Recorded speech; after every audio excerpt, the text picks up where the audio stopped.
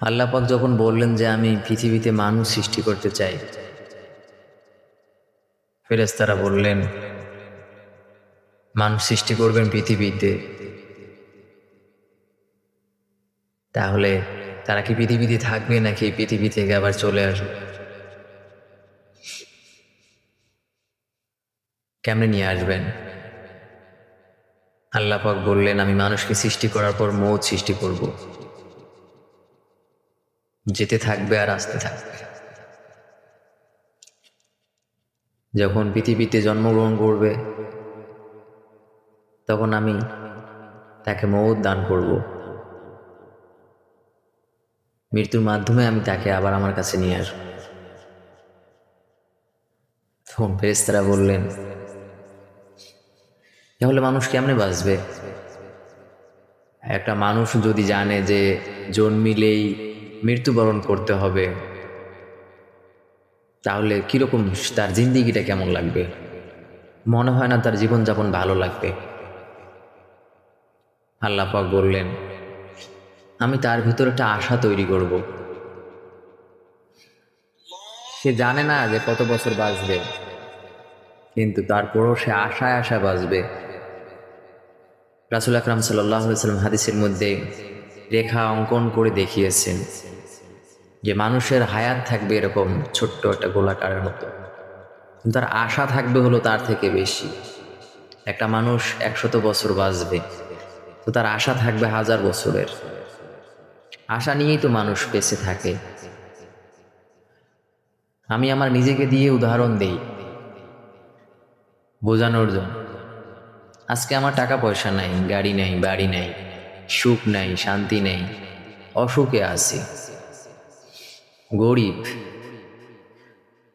তো এই জিন্দিগিটা কি আমার সব সময় যাবে? যখন ছোট ছিলাম তখন না আমার নামের শুরুতে মাওলানা ছিল, না মুফতি ছিল, না নামের শেষে খতিব ছিল, না মুহতামিম ছিল, কিছুই তো ছিল না। কিন্তু ছোটবেলায় আমার আশা ছিল যে আমি একটা সময় এই লক্ষ্যগুলো আমার থাকবে। আমি বড় মসজিদের ইমাম হব, খতিব হব। ছোটবেলায় সোনারগাঁয়ে যখন পড়ি, তো এক হুজুরের মসজিদে মুয়াজ্জিন লাগবে। তা আমি হুজুরকে বললাম হুজুর আমি আপনার মসজিদে মুয়াজ্জিন হই। তখন হুজুর আমাকে ক্লাসে বলল বেটা তুমি তো বড় মসজিদের খতিব হবা, তুমি কেন মসজিদের মুয়াজ্জিনই করবা? দিলে লাগছে কথাটা, খুব ভাল লাগছে। পরে যখন 3 তলা মসজিদের খতিব হইলাম, হুজুরকে ফোন করে কইলাম হুজুর আপনার দোয়া সফর। কয় কেন বাজান, কেমনে কি হয়েছে? পরে কইলাম হুজুর আমি তো 3 তলা মসজিদের খতিব,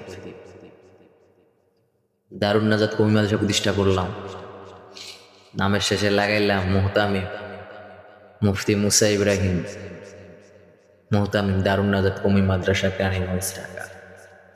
বোঝানোর উদ্দেশ্যে বলতেছি যে মানুষ জানে যে আমি পৃথিবীতে আসছি তো আমার মৃত্যু হবে। আমি আল্লাহ পাক আমাকে দুনিয়াতে পাঠাইছে, আবার আল্লাহ পাক আমাকে তার কাছে নিয়ে নেবে, এটা আমি জানি। তো যদি মরি তাহলে দুনিয়া দিয়ে লাভ কি? দুনিয়ার মজাটা কি? আসলে দুনিয়াটার মজাটাই হলো আশা।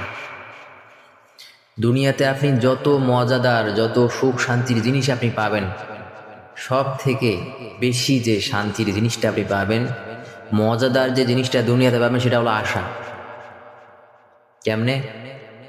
আমি এখন যখন ঘুমাইতে যাই বা শুই, যখন আমি ভাবনার সাগরে ডুবে যাই, তখন আমার কত ভালো লাগে, পৃথিবীতে আমার চেয়ে সুখী মানুষ আর কেউ নাই। আমি মনে মনে ভাবতেছি এই তো আর কয়েক বছর পরে আমার সুন্দর একটা গাড়ি হবে, দামি গাড়ি হবে,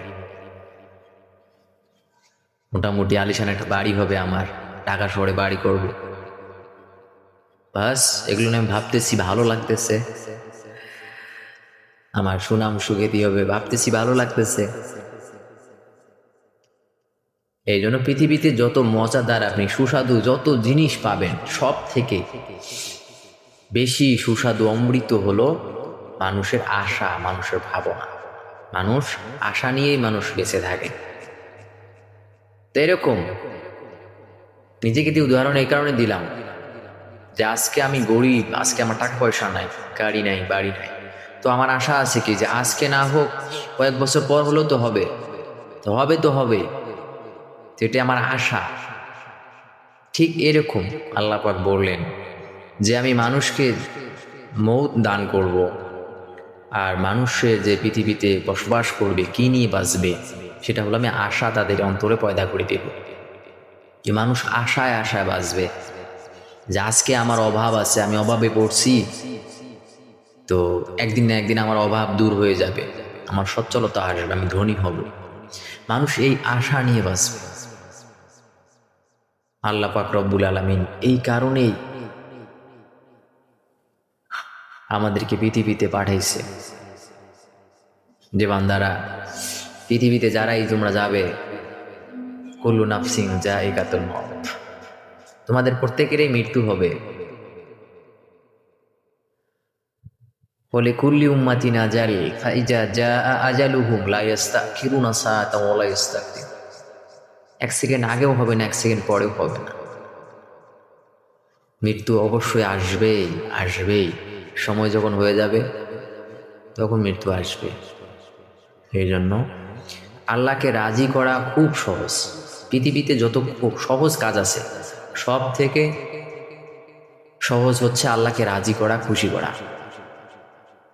আর পৃথিবীতে যত কঠিন কাজ আছে, সেই কাজ হলো অন্যকে, মানুষকে খুশি করা। আপনি কখনো মানুষকে খুশি করতে পারবেন, আপনার কলিজা ছিঁড়ে দিবেন, তারপরে এখানে দোষ ধরবে, বলবে না কলিজাটা সিদ্ধ হয়েছে না রে। এই জন্য ভাই সকল, পৃথিবীতে আমরা আসছি, আমরা যেন আল্লাহকে খুশি করে আবার তার কাছে ফিরে যেতে পারি। যেহেতু আমাদের মরণ একদিন আসবে, আসবে, মৌতটা যেন ইমানি অবস্থায় হয়, নামাজ অবস্থায় হয়, রোজা অবস্থায় হয়, মসজিদ ঘরে হয়। আল্লাহ পাক আমাদের সবাইকে তৌফিক দান করুক।